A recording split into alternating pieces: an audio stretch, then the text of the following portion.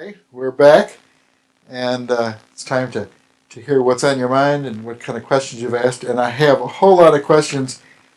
Can't possibly get through them all. And these are I pulled out the ones that I don't know anything about.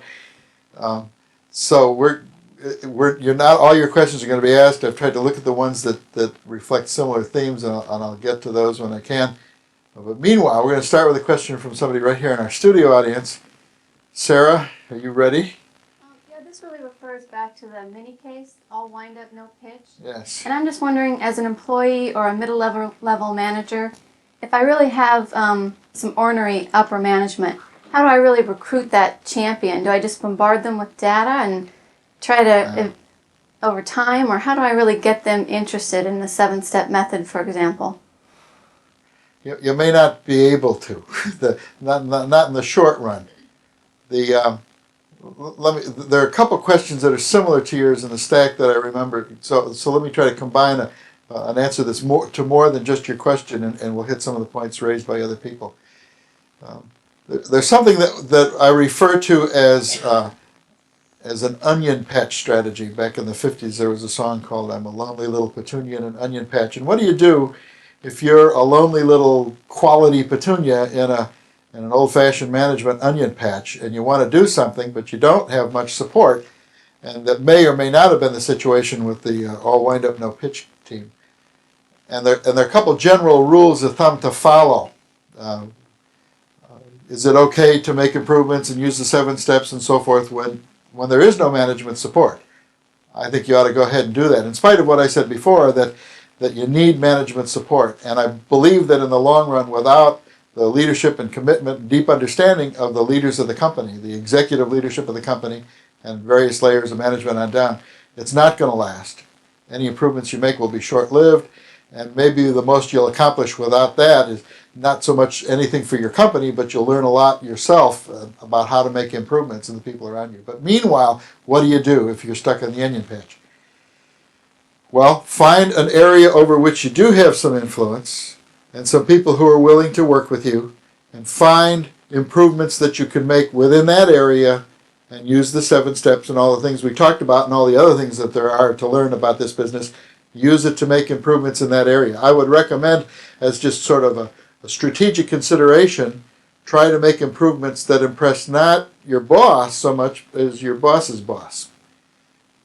Ultimately, you have 2 goals in mind. You want to make improvements in whatever area you're making improvements. You want to please the customers, but also you want to let people in the organization know that this stuff works. It works here, and it's important, and it's worth all of us learning it to begin applying it. I have seen companies turn around when managers observed a presentation of an improvement project by some project team.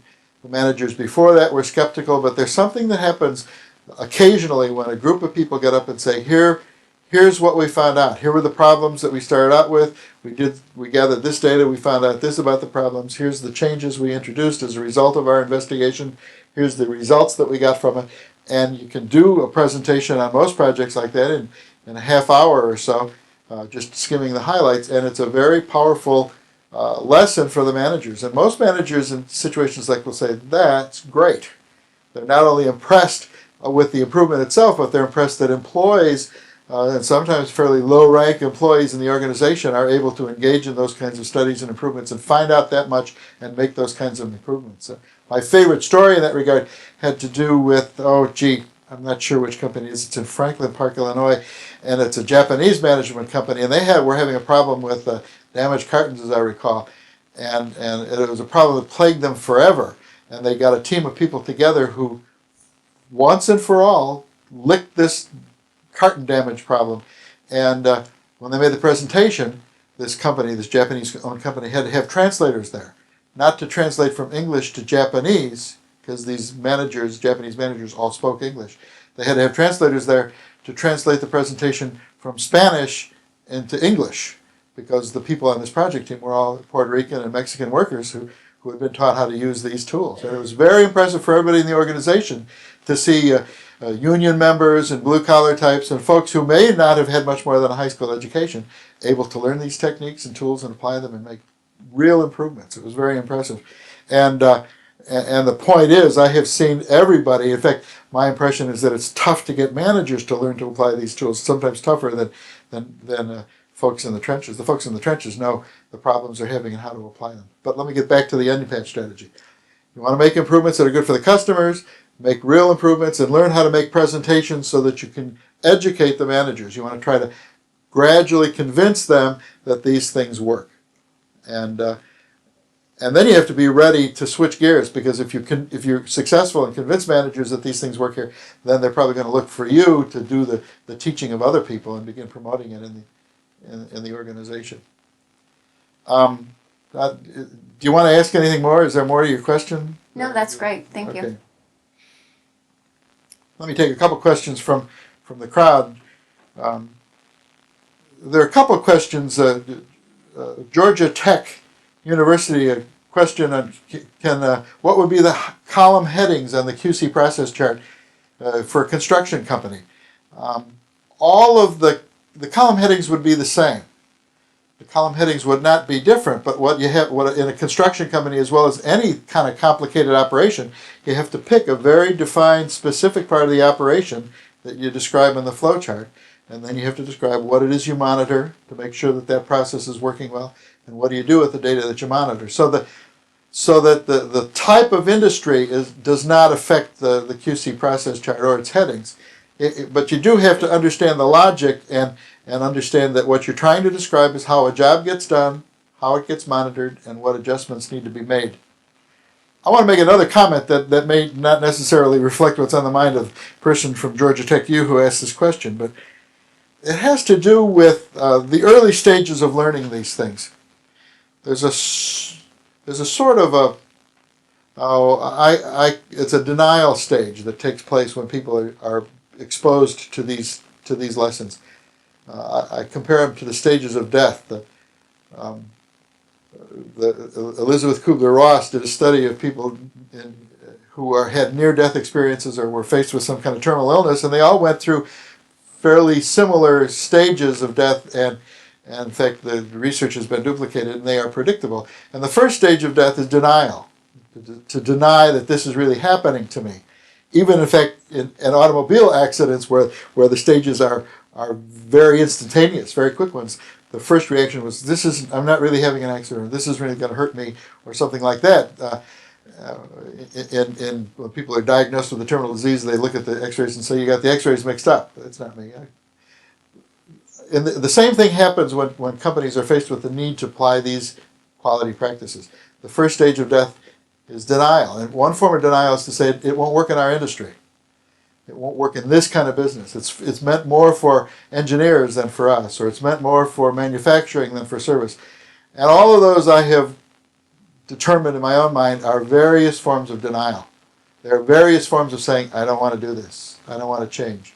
And so I would urge you to do these things and to find out how they work for you. They will work for you, though you may not find an example of exactly your industry or exactly your kind of company, but the logic of it and the use of data will work for your particular company. Somebody from Norman, Oklahoma wants to see an example of a worked out flow chart. And that would be difficult for me to do without some kind of a flip chart or something here, but if you look at the flow chart on the spare parts system, that's an example of a worked out flow chart. And there are a number of examples in a variety of literature. Somebody else had asked, is there more information on some of these tools? For instance, the QC process chart. Where can you learn more about a QC process chart? I only know of one other publication in this country that's in English that even talks about a QC process chart, and there's only 2 pages on it. It's a book by Bob King of Goal called Better Designs in Half the Time. Better Designs in Half the Time is the title of the book. The author is Bob King, and it's published by Goal, whose headquarters are in Methuen, Massachusetts. He has in that book 2 pages, an example of a QC process chart with a whole lot more columns across the top than the example that I gave you. The other examples of QC process charts that I've seen have all been from the Japanese and in Japanese and have required a translator. I think eventually you'll be seeing more and more about them. But don't let that stop you. Just do the best you can. The best way to learn how to do a QC process chart is to do a QC process chart. and then to take a look at it critically and show it to other people. Excuse me. How does any of what we have seen before us change when dealing with service and nonprofit organizations? Less than you think. I've struggled a lot with what's the difference between making improvements in manufacturing and making improvements in administrative or service processes. And I keep thinking there aren't that many differences. For one thing, in manufacturing, most of the work is still administrative. I mean, even in a plant, there's a lot of paperwork that has to go on.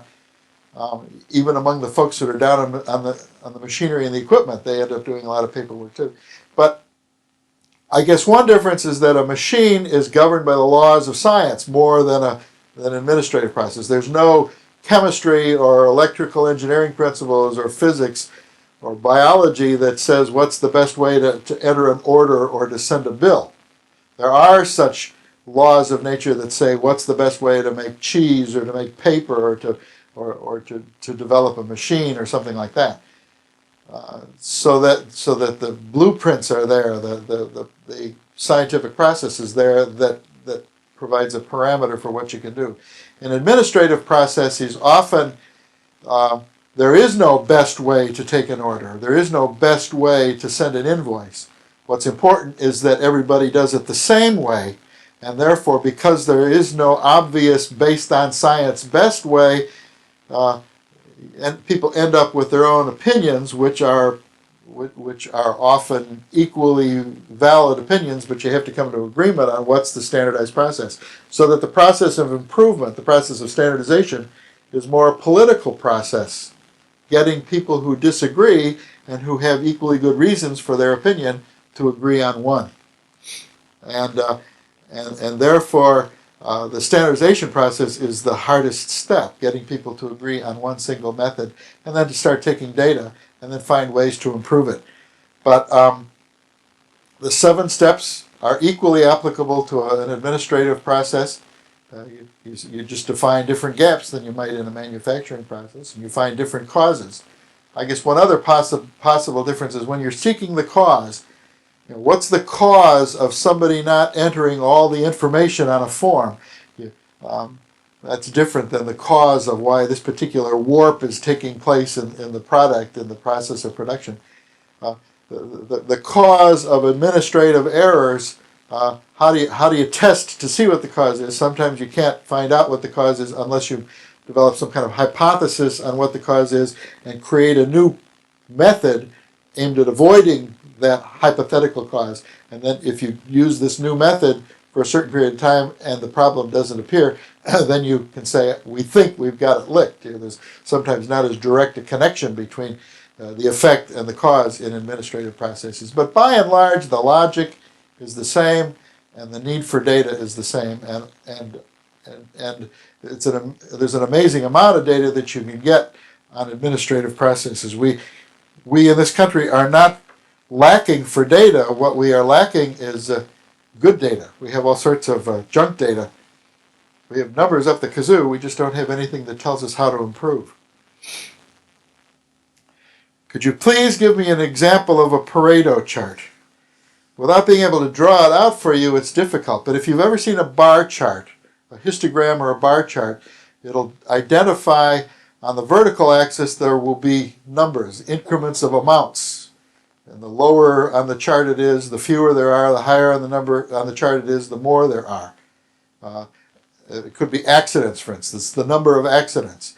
And then there will be bars corresponding to different types of accidents, just to use that example. So some bars will be higher because there are more of that kind of accidents. Other bars will be lower because there are fewer of that kind of accidents.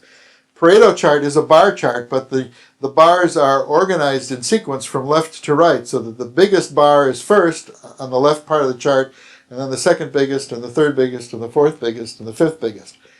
What's the advantage of that? The advantage of that is that it helps visually to show where you should probably begin working. Because the general principle, the Pareto principle, is that you want a few factors contribute to most of the problem. And so you want to get those few factors that create most of the problems and therefore you want to start where the greatest gain is. Let's say you have one kind of accident that accounts for 60% of all of the accidents that you have. Well, if you work on that accident, you're going to get a whole lot of gain. If you cut that in half, you will make greater gain than if you take the smaller bar on the chart where you've only got 5% of the accidents and cut that one in half. It's a fairly obvious principle. The advantage of the chart itself is that it shows graphically which is your biggest hitter. Here's a tough question from Portland, Oregon. What's the functional relationship between innovation and improvement? And is there a 7-step method for innovation as opposed to improvement? It's clear to me some things are simply improving. You take the system that you got and you improve it, and you use the 7-step method to do that. It's also clear to me that sometimes you've got a brand new system, new equipment, new machinery, a whole new process that's not in any way resembling the old system, and that's innovation. But often there's a gray area in between, or you're keeping a lot of the old system, but you're changing a new way of doing this or a new way of doing that. So it's an innovation that's a kind of localized innovation on a larger system. And so sometimes it almost doesn't matter. Although the difference is that by and large, when you're introducing something new and you know what it is you're introducing, you use a PDCA cycle. When you're trying to solve a problem on the existing system and you don't know what the problem is yet, therefore you don't know what the solution is, you use the 7-step method. But I acknowledge that there's a gray area and it's difficult to describe whether you're dealing with one or the other. I guess when in doubt, I would do a lot of the 7-step thinking first. That's related to another question that's not right in front of me, but I remember the card distinctly, and it's a legitimate issue. I have the one diagram, as you recall, that showed the difference between using the PDCA cycle and 7-step method, and when you go to one or the other and ask the question, is the solution known? If yes, is it simple? If yes, go do it. And the question on the card, as I recall, was, what do you do about managers who think that they know the solution when in fact they probably don't, or when they think the solution is simple when in fact it isn't? And again, that's not a logic and data problem, that's an illogic and dataless problem. It's a political issue, and it's a larger issue. I would treat that as something that you can't deal with in terms of this specific improvement or need or problem that has to be solved. Managers, and this is a long, slow period of education and exposure, and probably a lot of onion patch stuff. Managers need to understand the slower, more systematic, logical, data-based approach to problem solving, and that's a constant struggle. We have a desire in this country for what Dr. Deming calls instant pudding. We want the quick fixes, and that's what's led us down the tubes before, and will continue to do that. I think what I have encouraged people to do from time to time is to take a specific project, a specific problem in the company, some need for improvement, and get the permission of management to do an experiment. That is, we know that this is not the way we usually approach problem solving, but we want to try this. And if you get them to agree to do it in this way, at least for this application, that allows you to show how it works and why it works, and maybe to show that it'll work better than the method that's been used before. But the early stages of adapting the quality methods to each company are difficult. And a lot of the questions that are in the pile are, what do you do with a bunch of people who don't want to do it? How do you overcome resistance to change? How do you deal with the larger issues? In fact, some of the questions I've decided not to take on today are those that are beyond the scope of this particular workshop. This particular workshop is probably aimed at folks who have been working at this for a while and want to learn more tools and advance their knowledge. But how do you start? What do you do in the first week or the first month or the first year? Those are tough questions, and we have developed some strategies for doing that, but it starts at the top of the organization with a lot of education, a lot of patient work with the managers. Meanwhile, they're doing things the old way all over the company, but we're slowly getting them ready for a gradual transformation. I think we have a question from the audience, and this gentleman in the front row. Jim, do you have a question? Yeah, Peter, getting back to the instant pudding and what managers want a lot, you have an area that needs a lot of improvement. But you know from experience looking at the step one about the importance of really getting a nice small bite there for a project to work on. Do you have any other guidelines to offer around how small a bite are you talking about? And especially when you consider the managers want a lot done quickly. Yeah, and there was a similar question in there. How do you reconcile the importance of a systems view with the idea of taking a small bite? Let me answer the second question first, and then I'll get to yours. Thank you for giving me the opportunity to answer a question in the pile. Uh, you have to work on this bite, but then when you think you know what you have to do with this small bite, then back away from that and say, before we go ahead very much further, let's look at the whole system. Kepner-Trago has a part of what they teach is called a potential problem analysis, and that's what you say. Before we go ahead and implement this improvement, let's say, what are the repercussions that we're liable to feel throughout the organization, and what do we manage, or what do we monitor rather, to make sure that we're not having side effects in the rest of the system that we don't want to have unintended side effects. And now to get to your question, the how big a bite to take, and that's, boy, it's sure hard to come up with a particular guideline. If you're new at this, I would say start out believing that you're probably taking too big a bite. And so let me describe to you the difference, for instance, between what I consider a system and a process.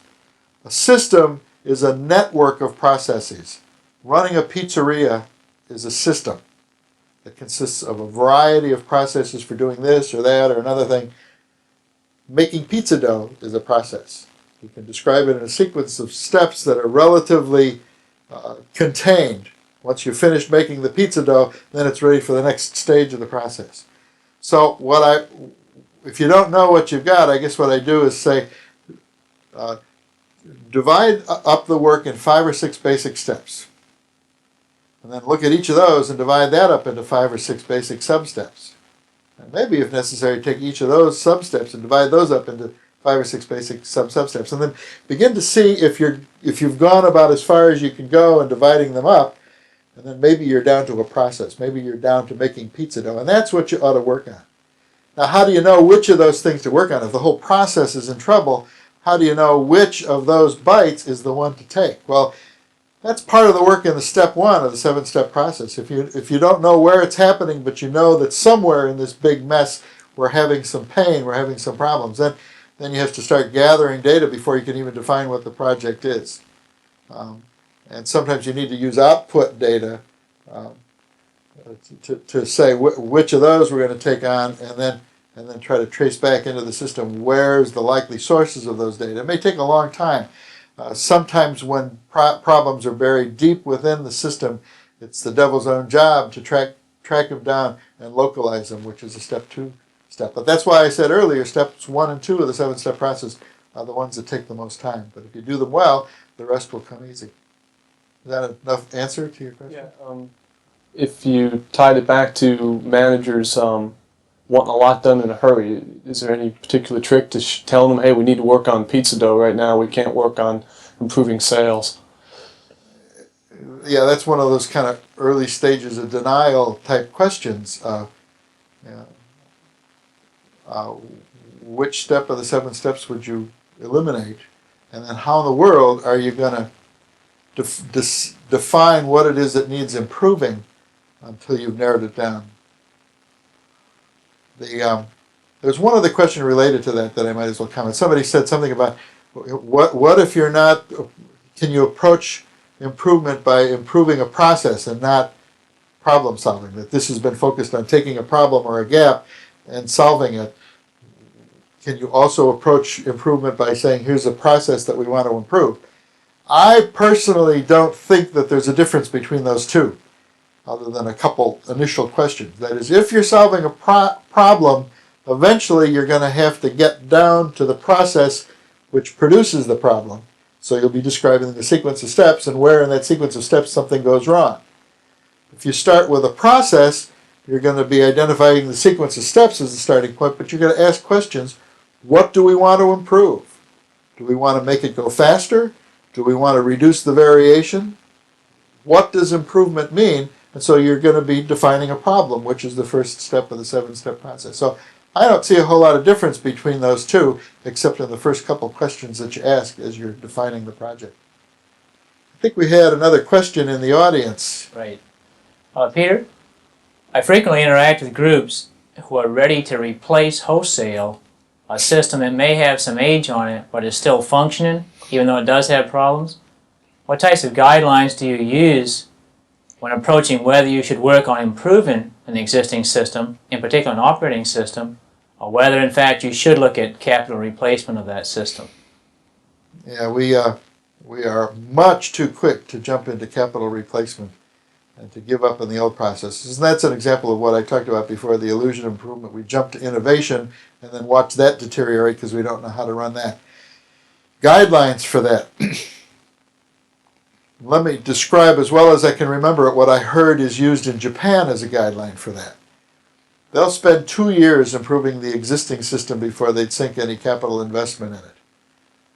They believe that they can reduce errors or mistakes or defects by half the first year and by another half the second year, and then they think to start making further gains the third year that it may require some capital investment.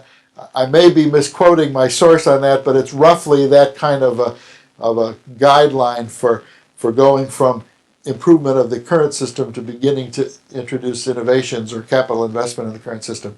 And I think it's a pretty good guideline, even if I've misquoted it. I think we need to learn how to improve what we do, and there's a very specific technology. We've talked about a little of it today, but there's many more things we can learn about improving the systems, and it's just too easy to go out and buy a new machine or buy a new bell or whistle to hang on the old machine until we've learned how to use what we've got. There's a great Hewlett-Packard story, and I noticed there's some questions from Hewlett-Packard people about a dip soldering machine, I think it was, and how they had declared surplus a soldering machine because it was the error rate in the soldering machine was too high. And they bought a new soldering machine, a major capital investment, and then Hewlett-Packard, Yokogawa Hewlett-Packard, the Japanese subsidiary, bought up this surplus machine, the machine that had been declared dead. They bought it up and brought it over to Tokyo, and there's some wonderful statistical graphs on the rate of improvement that they made on this old piece of equipment. And they had to change the graph from percents to parts per million because the percent decline got so difficult to see in a graph that they wanted to convert it to a scale that would show improvement. Meanwhile, the new machine that the United States Hewlett-Packard plant bought was performing better than the old machine, but not nearly as good as the old machine as it was being run by Yokogawa Hewlett-Packard. It's a dramatic example for me of somebody who knows how to improve as opposed to somebody who only knows how to buy new equipment. The Hewlett-Packard in the United States has since learned a whole lot about improving, so they are better than that story right now. Let me try a couple questions from the crowd. Here's a question that I won't say much about, but there are a lot of questions like this. What's the best way to implement a total quality program? Hire a full-time quality improvement director, use a consultant, use a working council of employee involvement at a university. Asking a consultant how you should start a quality program is a little bit like asking a barber how you should get your hair cut. I'll try to say this in a way that won't sound self-serving. I think it's very difficult for most organizations to do this without some kind of outsider telling them how to do it. And there are a couple ways of doing that. Consultants are obviously one. The consultants who are good at this are in great demand and are hard to book and are very expensive, and most organizations can't afford them.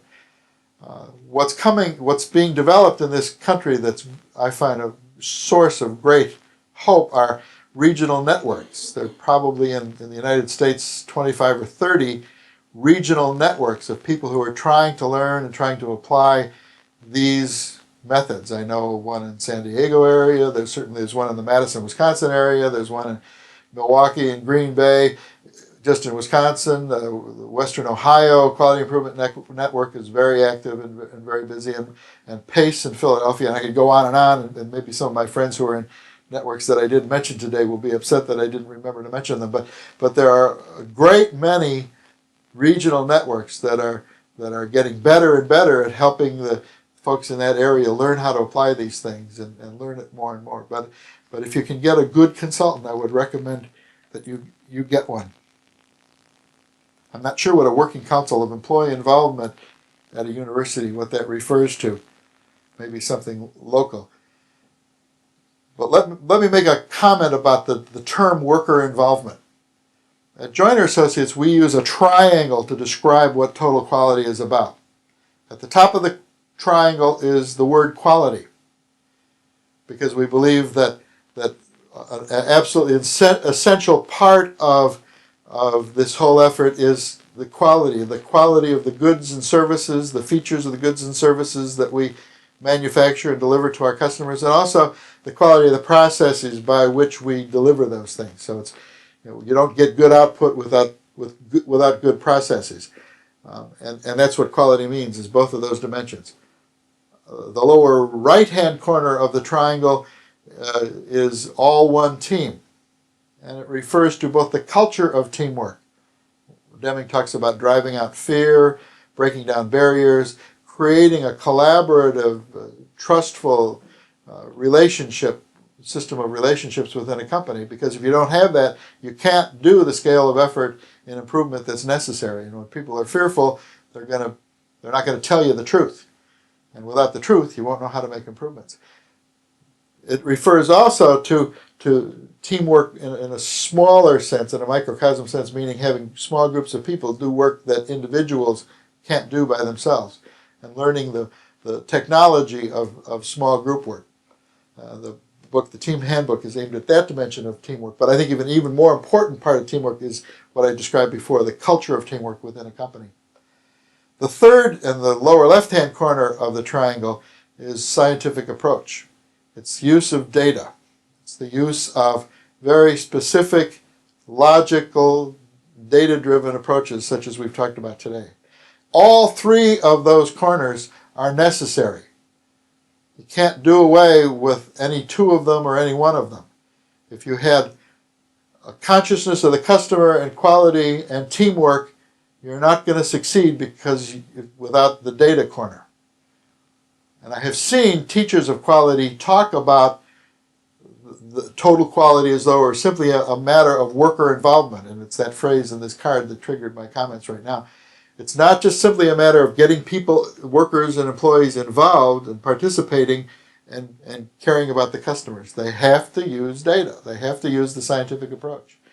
It's also not enough to have some people use the scientific approach and have a consciousness of customers, in effect using the lower left-hand corner of the triangle and the top of the triangle. You have to have everybody involved. There's too much to do. There's too many ways of making mistakes without having everybody in the company involved in the effort. Similarly, you can't have the two bottom corners of the triangle, a lot of teamwork and a lot of scientific approach, and have it not directly related to customers, customer satisfaction, customer delight, and improvement of the processes by which you deliver your goods and services. So I think all three of those ingredients are important. All three of those ingredients are what Dr. Deming is talking about. It's our way of summarizing, in fact, his 14 points. And so I get nervous when I hear people equating worker involvement with the quality movement. Worker involvement is important, but it's not enough. Edison State Community College also, how do you turn around managers? Old-timers, seat-of-the-pants achievers, short-term promotion goalers, those who have no commitment. Boy, if I had the answer to that, I'd bottle it and make a fortune. First of all, I would object to the first one, the old-timers. I have seen old-timers, and the older I get, the more I object to it. I have seen old-timers, in fact, become the champions of this. I have seen companies where people who had 1 year to go before their retirement found out about this stuff and they said, by damn, I want to leave a legacy in this company. of institutionalizing some of these practices. It's the best thing I can do before I go. I saw one man who was a year and a half away from retirement. He was the head. He was not even the head of a purchasing department. He was just a clerk in the purchasing department who found out about these practices, and he found out about it through participation in a project team. And he said, "This stuff is so important. I'm going to spend this year and a half turning around the purchasing policies of this organization." And he did it to a great extent. He was able to do it because he got fired up by it. So I see as much resistance among new timers as I see among old timers. I don't think that's the dividing line. Though it's probably true that some people develop habits and they have to have something happen to shake them out of the old habits. Seat of the pants achievers, especially if they've been good at it, are tough to dislodge. Somebody said to ask managers to agree to do things a different way is a little bit like asking those people who've been dealt four aces to change the card game. They've achieved their success through these old methods and been recognized through the old methods. In fact, some companies want their managers to be able to make quick decisions without data. They recognize that as a value to be pursued. And how do you change that? It's one drip at a time. It's just bit by bit by bit by bit. A good place to start is where those methods aren't working. So as a consultant, I try to start where they're feeling pain, and then try to show how these methods will work where the old methods were not working, and in the hopes that we can succeed in solving some of the old problems or some of the problems that defy the old methods, and then start using these methods on other things that they thought they were in control of. It's one of the things I think that's been a barrier in this country to the adaptation of these quality methods is our success. Our success has gotten in the way. Our own success has created the complacence. And it's a legitimate question to ask, will we ever start doing these things without the threat of extinction?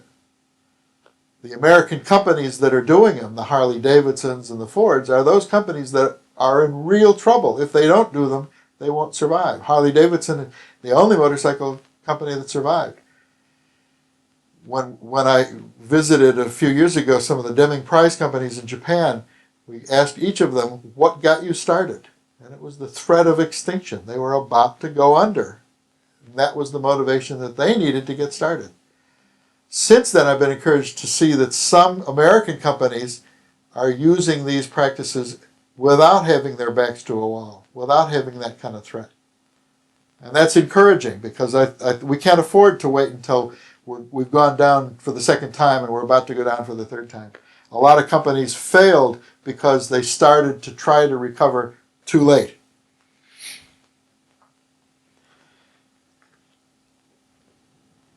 You mentioned, that was a question I already answered. Company that I work for is very progressive and results-oriented. This is from Tampa, Florida. Management often know all the solutions before they know the problems. Could you please reinforce or talk further about the dangers from a management standpoint of knowing what the solution is and assuming that the solution is simple? I'm sorry, I didn't. When I got to the end of the card, I realized I'd answered it already.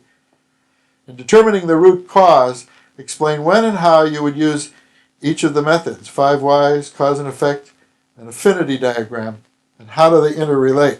I said a little bit about cause and effect. I would use that later rather than sooner, after you've narrowed down to a specific localized area, and then use the cause and effect diagram to find out the possible causes of this very specific localized problem. The 5 whys, I would use it a lot of times. It helps to narrow down the effort. Sometimes I'd ask 5 whys in step 1 to see if that'll help shake loose some of those things.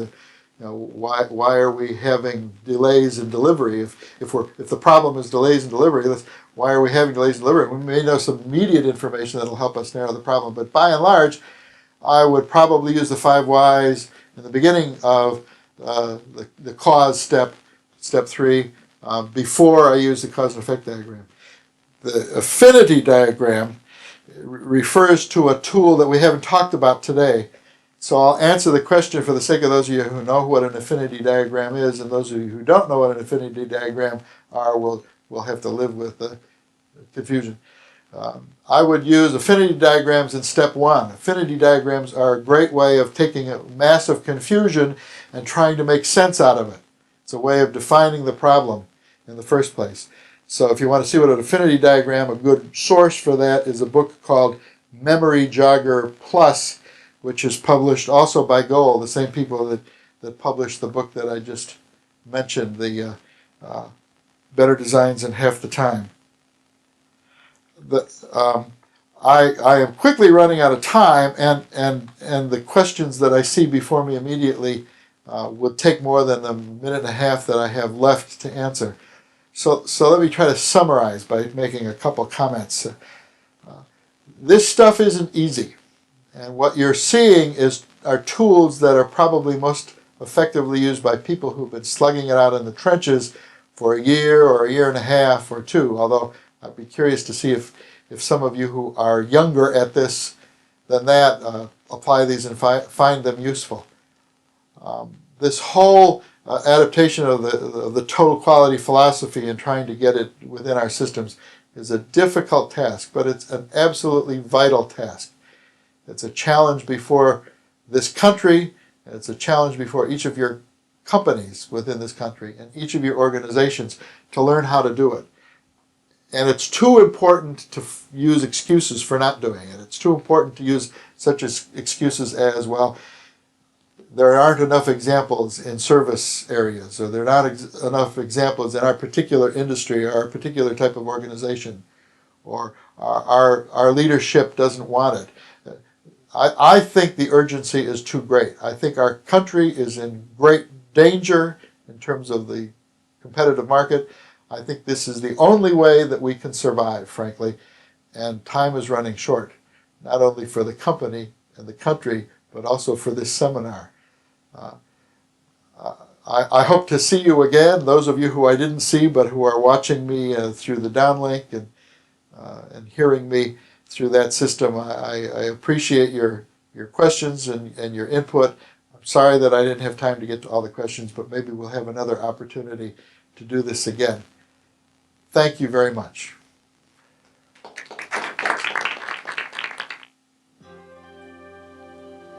Thank you for joining us. This concludes today's telecast. Audio and video tapes of this seminar are available through the Continuing Engineering Education Program at the George Washington University. For further information, please call 800-424-9773, or in Canada, 800-535-4567. Good day from Washington, D.C.